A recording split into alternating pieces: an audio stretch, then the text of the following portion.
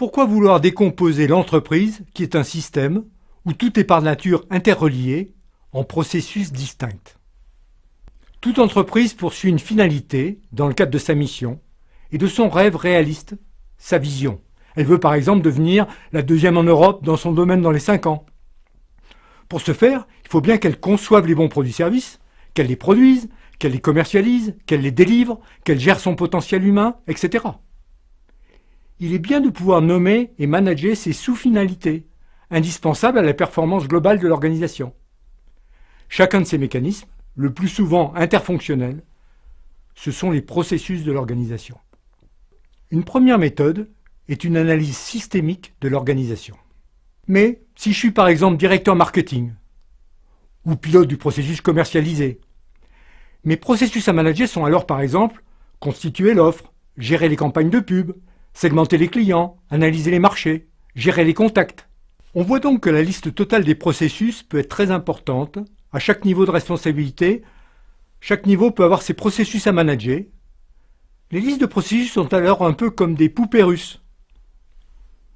Une autre bonne règle à savoir est que le nombre de processus à un certain niveau de management doit être si possible supérieur à 15, parce que si c'est inférieur à 15, on aura beaucoup de mal à arbitrer pour savoir qu'est-ce qui est plus important que quoi, et si possible inférieur à 40, parce qu'au-delà de 40, c'est très difficile à manager. Pour s'y retrouver, il existe certaines méthodes et frameworks qui peuvent faciliter l'identification des processus de l'organisation. On peut évoquer par exemple 2 approches assez généralistes. La première est le modèle de référence de la chaîne de valeur, ou VRM. Il s'agit là de déterminer l'ensemble des étapes contribuant directement à la production de valeur, mot important, par l'organisation et pour ses clients. On pourra également utiliser SIPOC pour Supplier, Input, Process, Output and Customer, issu des domaines Lean et Six Sigma. C'est une autre approche globale et synthétique de l'entreprise autour des fournisseurs et entrées, des processus, des sorties et clients. On classera bien sûr, quelle que soit l'approche, ces processus dans les 3 catégories traditionnelles, opérationnel, support et pilotage. On peut ainsi mener cette réflexion systémique soit en partant de rien, soit en s'appuyant sur des cadres de référence ou frameworks. Bien évidemment, toute entreprise, même si elle ne les a pas nommés, fonctionne déjà sur la base de processus. L'effort d'une approche BPM est alors de bien les repérer, de les nommer de façon adéquate et consensuelle, de bien définir leurs contours, leurs frontières, de bien déterminer leurs éléments déclencheurs, leurs sorties, de réfléchir au fond sur leurs clients, de phraser leurs finalités et de réfléchir sur la métrologie de leur performance. Comme nous l'avons évoqué pour un métier donné, comme la banque, l'assurance, l'hôpital, l'industrie manufacturière, etc., ces listes de processus existent souvent déjà. On peut utiliser des modèles spécifiques pour des secteurs donnés, comme par exemple SCORE pour la logistique, ITOM pour les télécommunications ou Accor pour les assurances. Cela appartient souvent au capital intellectuel des cabinets de consultants qui, ayant connu les entreprises d'un secteur, ne veulent pas repartir à zéro quand ils entrent dans une autre entreprise du même secteur. Ils partent de ces listes génériques et les adaptent à l'organisation où ils consultent. Mais il faut savoir également que certains projets d'entreprise peuvent structurer les processus et avoir une influence importante sur leur définition. C'est le cas par exemple quand l'entreprise adopte des logiciels importants du type ERP.